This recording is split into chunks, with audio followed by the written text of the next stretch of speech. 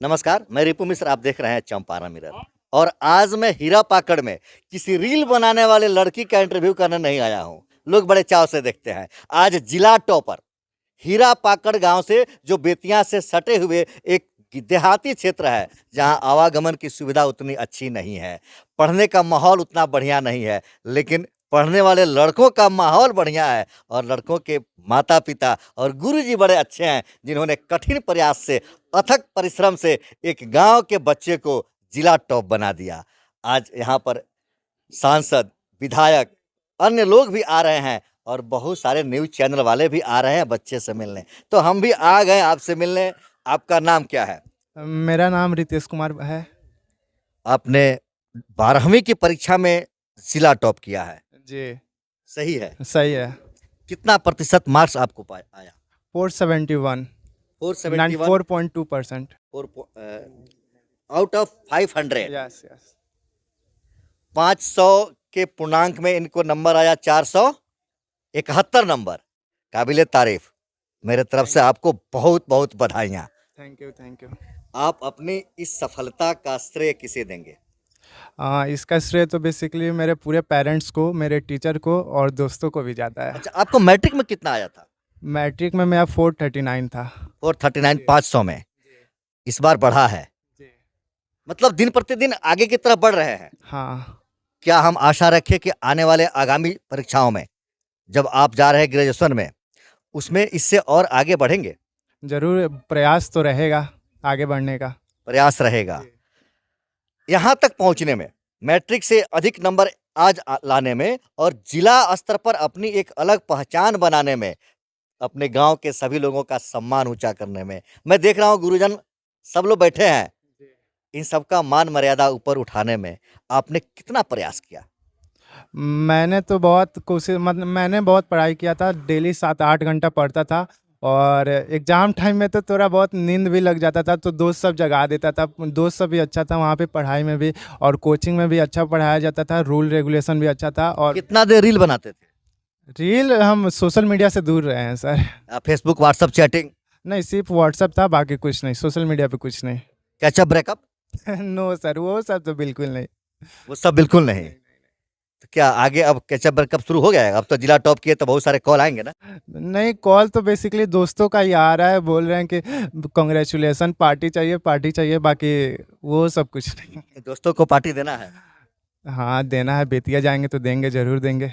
अभी हमारे सामने 3 जौहरी बैठे हैं। ये बेतिया के नामी जौहरी लोग हैं। ये एनके राय, इंग्लिश वाले। ये रंजीत सर, कैटलिस्ट केमिस्ट्री। और ये Upendra sir, Kundan sir, mathematics. ये तीनों जौहरी हैं जो हमारे आज चंपारण के एक हीरा को तराश कर यहाँ तक पहुँचा दिए कि मैं यहाँ पहुँचा और आपको दिखा रहा हूँ। इस हीरे को तराशने वालों को नमन है, बधाई है, शुभकामना है। आप लोग कुछ कहें अपने स्टूडेंट के बारे में। ये हम लोग का मतलब कंबाइंड रूप से हम तीनों आदमी का स्टूडेंट है। फिजिक्स कहीं और पढ़ा था वो सर। अच्छा, फिजिक्स किसने पढ़ाया था? फिजिक्स मंजीत सर ने, वो अभी नहीं आए हैं। वो क्या लिखते हैं? Physics, physics of Bihari Chevra, physics classes Supriya road में। जी जी। वो नहीं आए हैं, चौरे में रह गए। सर कॉल तो किए थे बट वो शायद कहीं बिजी होंगे। तो आप लोग बताएं सर। तो मेरे पास इंग्लिश पढ़ा था, रंजीत सर के पास केमिस्ट्री, कुंदन सर के पास मैथ। अच्छा सर, आप जब पढ़ा रहे थे इसको केमिस्ट्री, तो क्या आपको लग रहा था कि यह लड़का जिला में स्थान पाएगा? मतलब शुरू से मेधावी तो रहा है। क्लास में जो है हमेशा क्वेश्चन को जो भी दिया जाता था उसको पहले ही दिखाता था। कभी कभी जो है बदमाशी भी किया है, उसके लिए हम डांटे। सर आप बताएं, जी मैथमेटिक्स पढ़ाते हैं, जी, मैथ काफी टफ सब्जेक्ट होता है मैथ। जी जी लोग भागते हैं मैथ से, डर जाते हैं। तो आपको क्या लगा जब ये पढ़ रहा था, तो लगा कि यह जिला में टॉप करेगा? जी, पहले तो उतना मतलब चांस नहीं था, लेकिन बाद में फर्स्ट ईयर में उतना पढ़ने में ठीक नहीं था। सेकेंड ईयर में जब आया तो पढ़ने में ये अपना पिकअप पकड़ जी लिया। पूरा। आपको कैसे मालूम हुआ कि आप जिला टॉप कर गए? सर न्यूज़पेपर से पता चला। न्यूज़पेपर से पता चला। जी जी। सबसे पहले आपने किसे बताया? सबसे पहले तो मैंने अपनी माँ को बताया और भाई भैया सब थे वो, उन लोगों को बताया। फिर पापा जी को भी बताया और लास्ट में दादा दादी जी को। अच्छा, आपको पहले से ऐसा लग रहा था कि मैं जिला टॉप कर जाऊंगा? प्रयास तो किए थे अच्छा, लेकिन 3 अंक से छूट गया और उतना मतलब 3 उम्मीद अंक से है। क्या छूट गया? स्टेट रैंक में छूट 3 गया अंक से स्टेट छूट गया? है जी। 7th रैंक आता, नहीं तो 3 अंक से छूट गया सर। देखिए, कोशिश थी और जी। आपको अंदाजा था क्या कि हम स्टेट तक या डिस्ट्रिक्ट तक पहुंच जाएंगे? स्टेट टॉपर में सर पूरा उम्मीद था, बट डिस्ट्रिक्ट टॉपर ही रह गए। इसका बहुत खुशी है, बट उतना लेकिन एक कसक रह गई जी, कि जी, स्टेट जी, में नहीं पहुंचे। जी। क्या जब आप ग्रेजुएशन में जाएंगे अभी आगे की पढ़ाई में, तो कुछ ऐसा करेंगे कि स्टेट लेवल तक आपकी ख्याति पहुंचे? हाँ, ज़रूर करेंगे। फ़िलहाल तो अब ये बेसिकली 2 कड़ी रहता है, मैट्रिक और 12th, ये दोनों तो ख़त्म हो गया। अब आईआईटी का तैयारी करना है। IIT JEE. आईआईटीएन ही आप क्यों बनेंगे? सर आईआईटीएन इसलिए बनेंगे क्योंकि उसमें मेरा इंटरेस्ट है, बाकी आर्ट्स सिलेबस में मेरा इंटरेस्ट नहीं है नहीं, सर। मतलब एक कुछ एम है क्या कि आईआईटी करके क्या कुछ करना चाहेंगे? पैसे कमाना उद्देश्य है या कुछ और सोच है? किस उद्देश्य से आप आईआईटी करना चाहते हैं? देश का विकास करना चाहते हैं आईआईटीएन बनकर, और पैसा कमाना तो सबका सोच होता है सर। देशभक्ति है। जी। अक्सर पढ़ने के समय में जब भी हम भी पढ़ते थे ना, या आप भी पढ़ते हैं या जितने लोग पढ़े हैं, जब हम विद्यार्थी होते हैं ना, उस समय बड़ी देशभक्ति एकदम कूट-कूट कर भर जाती है। लेकिन जैसे हम अपने किसी कार्य क्षेत्र में पहुँच जाते हैं, जब हम किसी मंजिल तक पहुँच जाते हैं, तो देशभक्ति भूल जाते हैं। नहीं सर, हम नहीं भूलेंगे सर। हम अपना पूरा मतलब जिनको नीड होगी उनका हम हेल्प ज़रूर करेंगे आने वाले मतलब समय में। एक आईआईटीएन एक इंजीनियर या ऐसा कहे कि इंफ्रास्ट्रक्चर को एक मूर्त रूप देने वाला होता है। देश का डेवलपमेंट इंफ्रास्ट्रक्चर निर्भर करता है एक इंजीनियर पर, चाहे किसी भी क्षेत्र में हो। तो वो चीज़ आपसे हम भरोसा रखें कि भारत एक विकसित राष्ट्र बनेगा अगर आपके तरह बच्चे निकल कर यहाँ जाते हैं, आईआईटी करते हैं। अच्छा, एक बड़ा इंजीनियर बन के आप अमेरिका चले जाएंगे? नो सर, हम अपने देश का जितना भी सैलरी मिले हम देश में ही रहेंगे। आपको कैसा महसूस हुआ बहुत खुशी, जब आपने सुना कि लड़का जिला टॉप कर गया? बहुत खुशहाली मिला। क्या इसके पहले रिजल्ट आने से पहले आपको आशाएं थी, आप सोचे थे कि मेरा बेटा आज डिस्ट्रिक्ट चैंपियन बनेगा? हम लोगों को नहीं लग रहा था कि डिस्ट्रिक्ट चैंपियन बनेगा, लेकिन आशा थी जी कहीं फाइट कर जाए। फाइट कर जाए। जी, आपने क्या परिश्रम किया इस बच्चे को पढ़ाने के? जो ज़रूरत की सामानें थी उनको दिया जाता था, समय समय से कुछ पैसा का दिक्कत था। ऐसे आप लोग करते क्या है? ऐसे तो हम लोग खेती करते हैं। अक्सर देखा जाता है सब्जी बेचने वाला, ठेला चलाने वाला, खेती करने वाले का बच्चा ही टॉप करता है। तो शायद इनको मालूम होता है कि शिक्षा में हम कितने परिश्रम कर रहे हैं, और इन आज के समय में जो शिक्षा महंगी शिक्षा हो गई है, उसके लिए अभिभावकों को क्या परेशानियों का सामना करना पड़ता है, शायद बच्चे अधिक अच्छी तरह समझ रहे हैं, तब वो परिश्रम करके आपको यहाँ तक पहुँचा रहे हैं।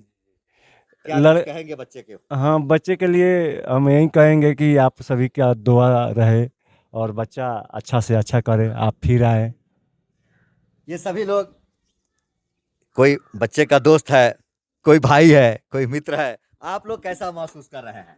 हम लोग बहुत अच्छा महसूस कर रहे हैं। बहुत खुशी है हम लोगों के अंदर कि हमारे गांव का, हमारे घर का लड़का टॉप किया है। और बेसिकली सबसे बड़ा बात ये है कि इसका ग्रुप जो था वो बहुत अच्छा था। सर बहुत अच्छा लग रहा है। हम बड़े भैया हैं उसके, रंजीत के क्या नाम है? रितेश। रितेश के बड़े भैया। Yes sir. अच्छा, बोला कि रिजल्ट आने पर आप ही को पहले खबर किया, कैसा महसूस हुआ उस सर समय? बहुत अच्छा लगा था, हम लोगों को, पूरे परिवार को खुशी थी सर। बच्चे के लिए क्या कुछ कहेंगे? जी सर, हम लोग तो यही देखते थे शुरू से ही बच्चा बहुत मैंने सोने थे आदरपूर्वक हर आदमी से ये बात करता था जब भी मुलाकात होती। सर बहुत खुशी की बात है और इनकी उज्जवल भविष्य की हम लोग कामना करते हैं कि इससे और अच्छा ये करें। इनके भगवान इनका मनोकामना पूरा करे, इनकी मेहनत ऐसे ही लगातार रहे और ये कुछ करके दिखाएं, हमारे गांव जिला का नाम रोशन करें। आप आने वाले बच्चों को, जो अभी रिजल्ट आ रहा है, मैट्रिक आएगा, वो 11th में जाएंगे, तो बहुत बच्चे बेतिया से बाहर भाग जाते हैं तैयारी करने के लिए। बहुत बच्चे कहीं कहीं एक ही छत के नीचे उनको मिल जाता है सभी सब्जेक्ट, तो उस छत के नीचे पढ़ने चले जाते हैं। और कुछ बच्चे होते हैं जो अलग अलग जगहों पर आपके तरह, किसी ने मैथ को पकड़ा तो केमिस्ट्री कहीं और पढ़ा, तो फिजिक्स कहीं और पढ़ा, और इंग्लिश कहीं और पढ़ा। तो क्या आप कहेंगे कि इस तरह से घूम-घूम कर पढ़ लेना बेटर है कि किसी एक छत के नीचे सभी सब्जेक्ट के लिए जाना? बेसिकली अगर जो बच्चे अगर एक पास बैठकर अगर 7-8 घंटे पढ़ पाते हैं उनके लिए तो एक जगह ही ठीक है।